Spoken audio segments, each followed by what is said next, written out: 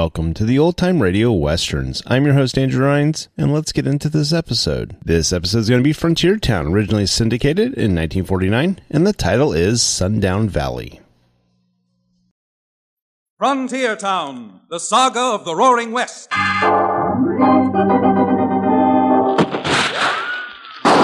Frontier Town. El Paso, Cheyenne, Calgary, Tombstone. Frontier Town.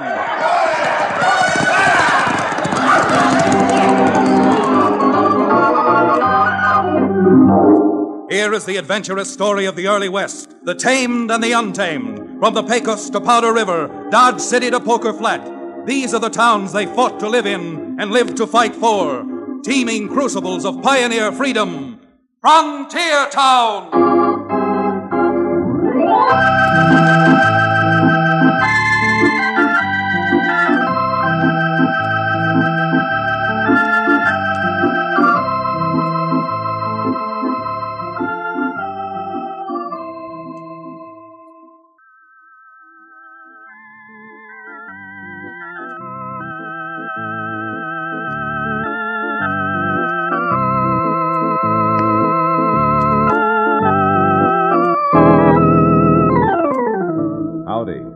If you happen to like excitement and trouble and heartaches, well, there's nothing like being a frontier town lawyer like me, Chad Remington. Yep, if it isn't one thing, it's the next, and much of the time, it's all three. Excitement and trouble and heartaches all together. A pretty good example of what I mean occurred, just about a few weeks ago. About the time I thought that for a while, at least, my life was going to be peaceable. I've got my law offices, such as they are, up over the Dos Rios livery stable, which is owned by Cherokee O'Bannon, now that he's turned over a new leaf and stopped peddling his genuine Cherokee Indian rattlesnake oil. And to all intents and purposes, he's settled down. Well, things were quiet. It was just before supper, and Cherokee had wandered upstairs to try to talk me into eating with him at a place notorious for its bad food, but famous for its bottled goods. Yeah, you're a man of education. Have you ever heard about the Latin races, the French and Italian? Why, certainly, Cherokee. Not only have I heard of them, but I guess I know about as many Frenchmen and Italians as the next man. Why? What's all that got to do with eating supper in a dive? Well, they're pretty fine people, the French and the Italians. They've learned that the worst thing that a man can do to his stomach is to eat food and wash it down with water. Fact of the matter is, you'll always find a bottle of something to... Oh, so that's it, huh? Well, I mean it. Little alcohol not only stimulates the digestive juices, but also relaxes the man. At the rate you've been going lately, I think there'd be nothing better for you Hold it, Cherokee. Didn't you say that those two men who just tied off outside were coming up here? Where? Oh, yeah. In fact, they are coming up. Who are they? I've never seen them before. Blamed if I know, but if there's a fee involved, those two gentlemen are just about to engage the services of a lawyer. Go on in. You the lawyer who's got that shingle up outside? Chad Remington? Yes, sir. Well, my name's Kerr Remington, and this is a neighbor of mine, Dick Leach. Howdy. Mr. Kerr, Mr. Leach, shake hands with Cherokee O'Bannon. How do you do, Mr. Bannon? You busy, Remington? Got a few minutes to talk to us? I got all night if that's what it takes. Oh, sit down, gentlemen. Yes, thank you. Now, Leach and I come over from Sundown Valley way. Oh, Sundown Valley, eh? Beautiful country over there. It was until them dad-blamed turnip farmers come in with their government homesteads. Oh, so? Ever since they moved in, taking over half of the water holes and streams, us honest ranchers having a tough time trying to make a living. They've obtained these homesteads with the water rights legally, haven't they? Legally, my neck. We were there first, and that water belongs to us. Our cattle's dying off like flies. What we got to do is get them homesteaders out of there. That's why we come to see you. Why come to see me about a thing like that? What you gentlemen need isn't an attorney. Need a little common sense. Now, wait a minute. I'm afraid Cherokee's right. You see, even though I do practice law, I own a ranch, too. A ranch my father left me, where I was born. Well, what's that got to do with it? I don't know what that has to do with your particular problem, but I'm just mentioning it so that when I say what I'm going to say, you'll realize that I know what I'm talking about. Will you quit beating around the bush? All right. We've got a water shortage over here in Dos Rios, too, just like you have over in Sundown Valley. Except that we've learned enough to know that small folks who come in here aren't to blame. We're the ones at fault, the ranchers themselves. Are you out of your head or something? Far from it.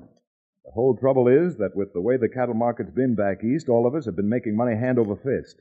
As a result, we've overstocked our ranches to the point that there isn't enough grass or water to support that much stock. Oh, I suppose there's something wrong in a man making a little money? Not at all. Unless it's at the expense of someone else, Mr. Kerr. But that isn't answering your original question. As an attorney, and this advice is completely free, I'm forced to warn you that if you try to take the law into your own hands and attempt to get the homesteaders out, you'll be needing an attorney, all right. An attorney to defend you in court. Yeah, if the Undertaker hasn't got you before that, starting a range war. Well, you're a fine lot of help you are. We heard you was a smart lawyer. Well, I'm sorry to have disillusioned you, but my brains don't run in that direction. Yes. Well, don't go sending me no bill for this kind of advice. And if you happen to show up in Sundown Valley, all I can say is you better change your tune. Come on, Leach. This was sure a waste of time. Now, there go the first two-legged polecats I've seen since the circus sideshow. Cherokee, I'll go to supper at that place you've been ranting about if, after we're through, you'll throw saddles on two of your horses and go for a ride. Go for a ride? Yeah, and be sure to take a nightshirt and a toothbrush along, Cherokee. Because we're going over to Sundown Valley before Messrs. Leach and Kerr stir up enough trouble to blanket that whole place in gun smoke.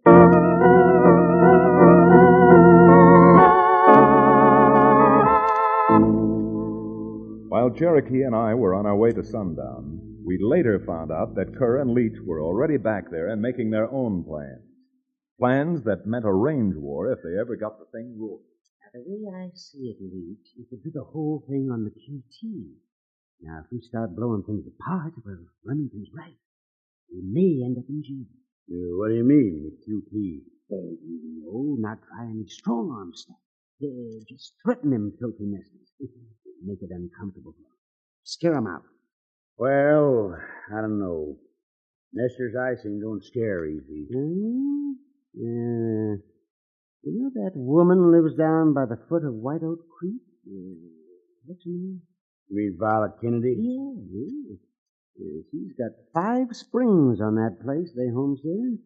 And since her husband died, there's nobody but the old gal herself. And that kid she's got. Yeah, how you going to run her out of there?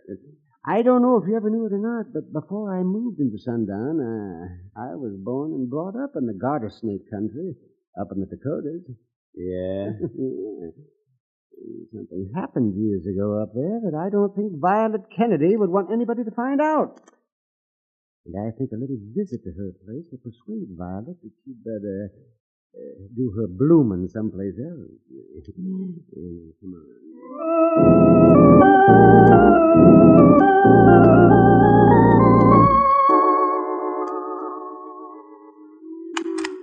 Now, doggone, I need to get off my place or I'll blast y'all. You're making a mistake, Missy Kennedy. We'll see who's making a mistake. Now, are you going to get off of here? Oh, sure, yes, we'll get off, but we're coming back. Coming back in 24 hours. And if you're still here, Mrs. Kennedy, you'll be the first woman a garter snake ever choked to death. Yeah, come on, lady. Them dirty, sniveling, backbiting vultures. Who are those men, Mom? Huh? When did you get home, Terry? I put the cow in the barn and came in through the back door. Who are those men? They were just neighbors of ours, paying a little social visit, son. Gosh, that's strange. The rangers around here fight shy of our places. We'd had smallpox or something. Terry, I've been thinking for a long time that now with your father dead, maybe you and me'd be better off if we moved out west someplace. Maybe California. Mom. This climate, it's too severe for a boy like you and an old lady like me. Mom, I don't want to go to California. Any place else. I want to stay here. Well, my mind's made up. Since I always have believed in doing things when I've decided on them. Come on, Terry, we're packing up right now.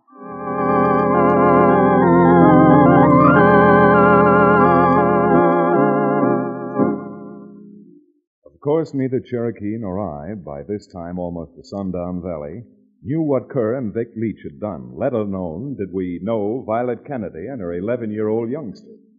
Nor as we jogged along across the trails which lead over the green rolling hills looking down into the valley below, did we suspect that we'd meet the Kennedys as soon as we did, and under such tragic circumstances. Chad, I have no compunction in admitting that this long ride has stirred up a considerable thirst in my parched throat. Indeed it has. Indeed it has. Well, Senor O'Bannon, there's a homesteader's cabin down below, and I can see a well out in the front yard. Well, bad enough having to bathe in that stuff, let alone pour aqueous liquids into one's delicate inside. And if your insides are delicate, then so is a railroad locomotive. And if you're not thirsty enough to drink water... Hello, what's that down there? A wagon loaded with household goods. Here's someone's moving out of Sundown Valley. They must be in an awful hurry to get wherever they're going. Look at that team run. Yes, look at that team run. Cherokee, it's dimes to donuts. Those horses have got the bits in their teeth and they're running away. Running away?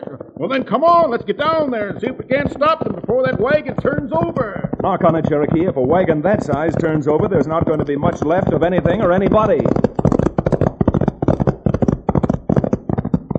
Had our horses been fresh, we might have had a chance of getting there fast, but after the long ride, it seemed hours before we actually started closing the distance between us. We raked those poor horses' flanks, and their hooves pounded on the sun-baked road like war-maddened Indians on their drums. Then, just as we were overtaking the wagon, it neared a sharp turn, and as the panicky team drove into the turn, the wagon suddenly upended. Whoa there, whoa there!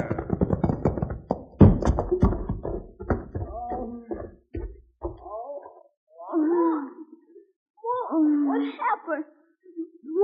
Where you hurt? Excuse me, son. I'll look at your mother. She's hurt. She's hurt bad. She sure is, Chad. Leg's broken, just below the knee. Mom. Oh, son, you'd be a lot more help if you got hold of yourself and tried to answer a couple of questions. Yes, sir. The best thing for your mother is to get her into a bed as fast as we can. Did you live any place around here? Not too far. About 6 miles back. Good. And we'll make a squaw drag and haul her back there till we can get some professional help. Oh, no.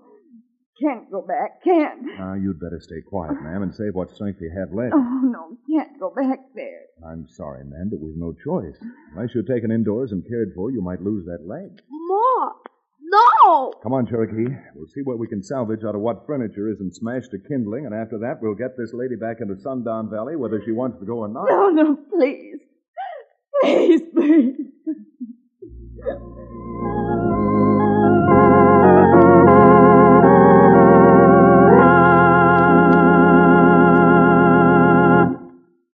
We'll return to the second act of Sundown Valley, our exciting frontier town adventure, in just a few moments.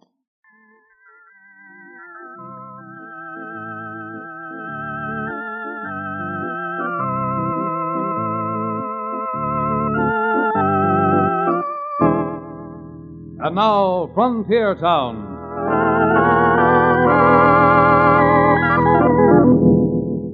As a frontier town lawyer, I've knocked around a bit, but I'd never really seen fear until I looked into Mrs. Kennedy's eyes as we carried her back into the house which had once been her home. We patched up a bed frame as best we could, and improvising a splint with some pieces of broken chair, we made her as comfortable as possible, leaving little Terry to watch over her while Cherokee and I rode back out to the spot where their possessions were scattered for hundreds of yards over the road. Look here, Chad. Look at this. Humpback trunk. Smashed to smithereens, and clothes and papers scattered every which way. I wonder what anybody'd be saving an old newspaper for. Maybe it's got a picture of her in it. She was married. Yeah, there is a picture of her in it, all right. Yeah, I told you. I guess you never heard of a woman called Violet Stevenson, did you? Violet Stevenson. Violet Stevenson. Name has a familiar ring. Well, years ago, back in the garter snake country of the Dakotas, Violet was quite a belle. By George, I remember it now. Isn't she the one who got into a scrape with the sheriff and perforated him with a little handgun she carried in her pocketbook? So the story goes, Cherokee.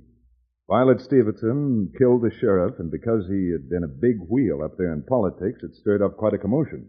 The woman we picked up here was Violet Stevenson. How did she ever escape hanging? Well, best I can remember, nobody ever knew. The night before she was to be hanged, she disappeared from the jail.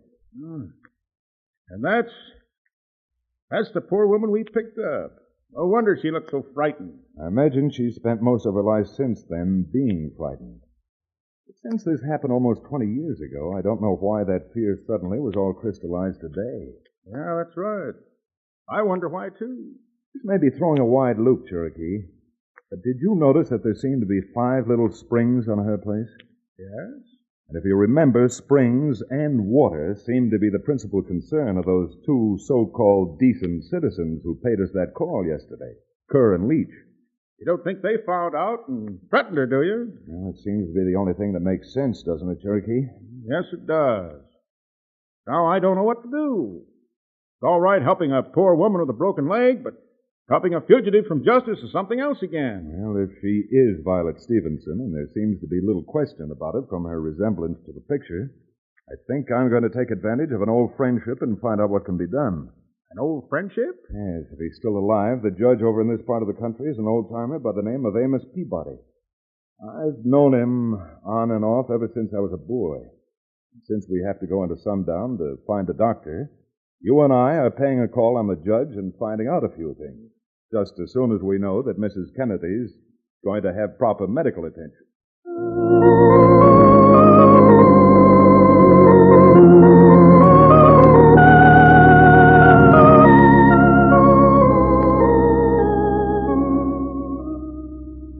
Well, the doctor knew of Mrs. Kennedy and wasted no time packing his bag and heading out there. We weren't with him long, but while we were, someone else had gone to the judge's office and paid a call on him. Yep, you guessed it, Kerr and Leach.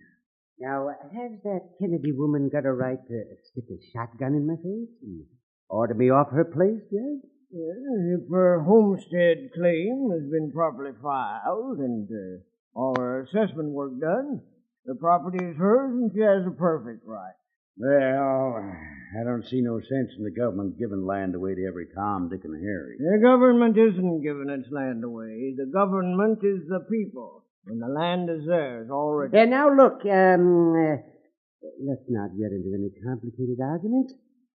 Now, Judge, if Leach and me made it worth your while, couldn't you issue some kind of an order? Are you trying to bribe me? Now, nobody minds picking up a little easy money, and besides, that woman's got a pass. Get out of my office, both of you. There's the size of a I reward. said get out. Come on, Kerr. There are other ways to handle this.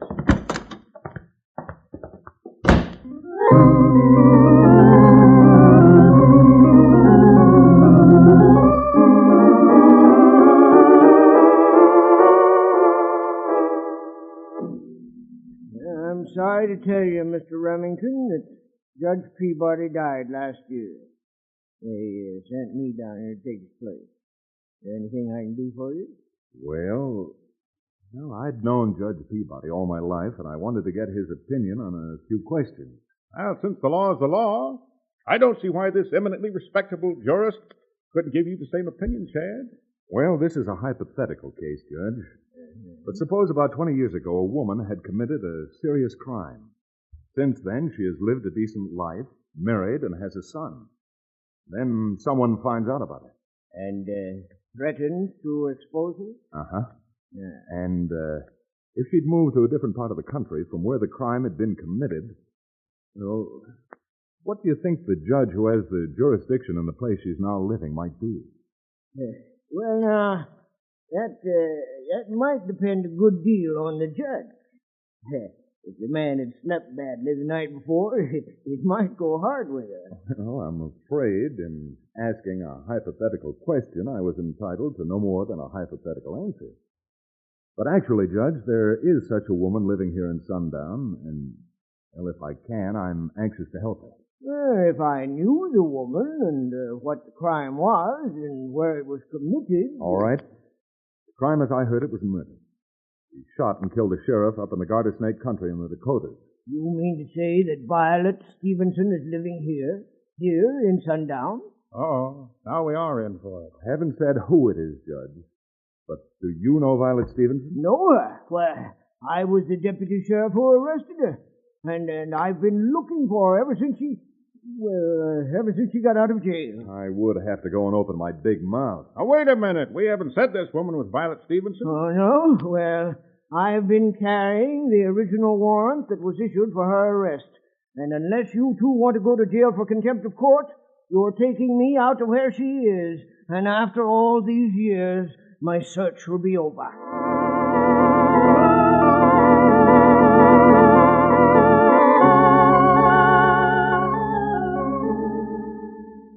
Well, this is a fine mess, with that Kennedy woman back there living in that cabin again. If that dad-blamed judge had a brain in his head, he would have helped us. But he didn't. Now, after boasting about how we got rid of her, we made a couple of fools of ourselves. Maybe we have. Maybe. I just remembered. That cabin she lives in is right at the foot of Devil's Slide. The kitchen window isn't 10 feet from the cliff. Yeah? That's a dangerous place to build a cabin.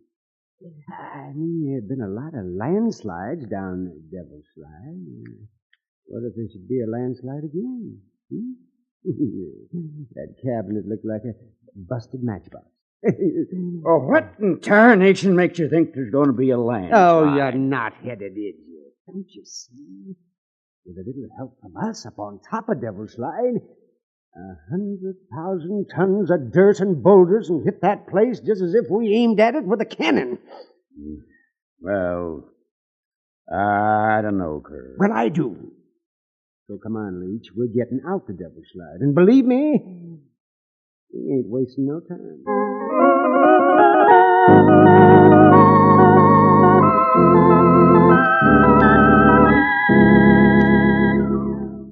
Well, as we rode back toward Kennedy's shabby little cabin, I spent a lot of time feeling sorry for myself for having opened my big mouth. But had I known the facts, I wouldn't have wasted any sympathy on me. But I would have felt sorry for Violet, caught as she was between the judge with his warrant and Leach and Kerr with their landslide. Now, you're just wasting your breath trying to argue with me, Remington. Even a man with half a brain ought to realize that after looking for Violet for almost 20 years, I'm not going to give up now. No, sir, I'm not. Well, I certainly don't see anything to laugh at in this. Well, you will. You will. You know, I've always flattered myself on being a pretty good judge of men, but you certainly fooled me. Well, young man, after 20 years, this is one day when nobody can insult me. Well, if you're going to get any satisfaction out of slapping a warrant on a poor woman with a broken Remington, that noise. What is it? Billy Blue Blazes, Chad. Hear that rumbling? Sounds like a landslide. It is a landslide. Look, you can just see where it's starting up there about 4,000 feet up on the top of that cliff. Chad, the way it's starting, it's going to hit that house. That's Mrs. Kennedy's cabin. That's Violet's cabin? Get up there, you. Of all the cold-blooded... What do you want to do, serve that warrant before she's killed? Yeah, never you mind about me. Just get that horse running. Come on now, get up.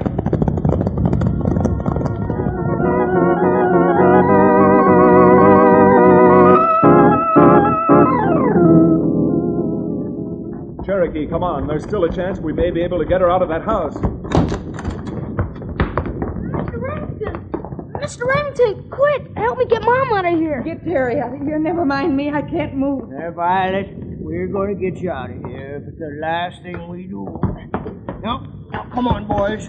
Lend me a hand before the lot of us are killed. All right, easy now. All right, up she goes. Terry, you open that door and then run for it. All right, Chad. Let's get her out of here now. Don't stop here. Come on. That landslide's almost on top of us. I'll hold her, Judge. Judge, who are you? Hey, never mind, Violet. I've got you now, and I'm never going to let you...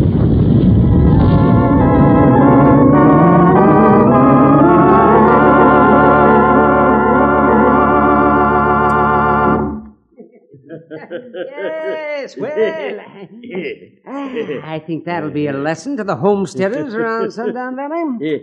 Yeah, I wish that landslide hadn't kicked up so much dust. I couldn't see a thing. Oh, yes. We're better than Mother Nature. When we start a landslide, it's really a land. Yes, Mr. Kerr. When you start a landslide, it'll land you in prison. All right, come on in, Judge. Hey, you got any idea of making a run for it?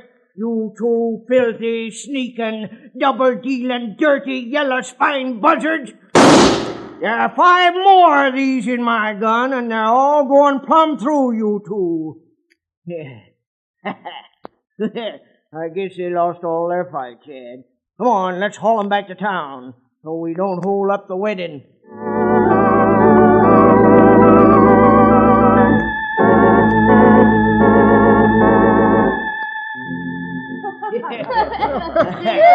Yes, sir. Violet, they pardoned you almost a day after I let you out of jail. Found out what really happened. What really did happen, Judge? Well, that confounded sheriff was jealous that Violet was soft on me. Got himself liquored up and tried to talk her into running away with him.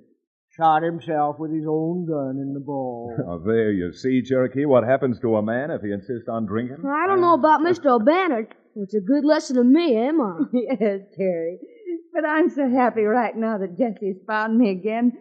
I think I'll let you have a mouthful of champagne at the wedding. You hear that, Chad? Champagne, the old bubbly. Well, what's that to you? You can't drink the stuff at the wedding. It would ruin everything. My drinking champagne during the wedding? Certainly. You know how it is with champagne. The bubbles get up your nose. Indeed I do. Indeed I do. Well, by the time the bubbles got up your red nose, the wedding champagne would all turn to sparkling burgundy.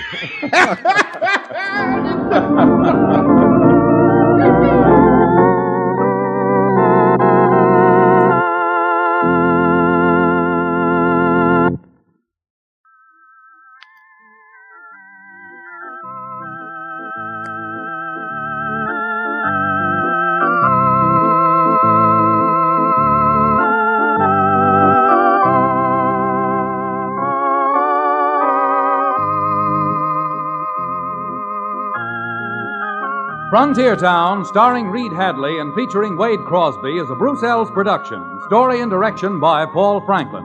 Music written and played by Ivan Ditmars. Be sure to be with us again same time next week for another fine action-adventure story with your favorite young Western star, Reed Hadley. And now this is Bill Foreman telling you that Frontier Town comes to you from Hollywood.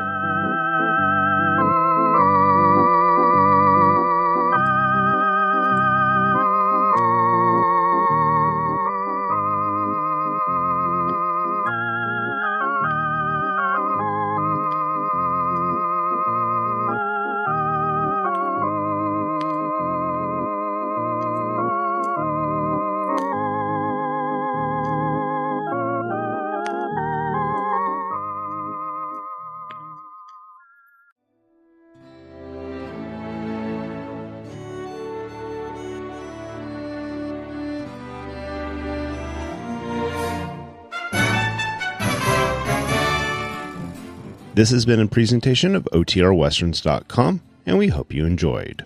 Please take some time to like and rate our shows in your favorite podcast application. Follow us on Facebook by going to OTRWesterns.com/Facebook. Subscribe to our YouTube channel by going to OTRWesterns.com/YouTube. And send us an email, podcast@OTRWesterns.com. You can call and leave us a voicemail, 707-986-8739. This episode is copyright under the Attribution Non-Commercial Share-alike copyright. For more information, go to OTRWesterns.com/copyright. Have a great day, and thanks for listening.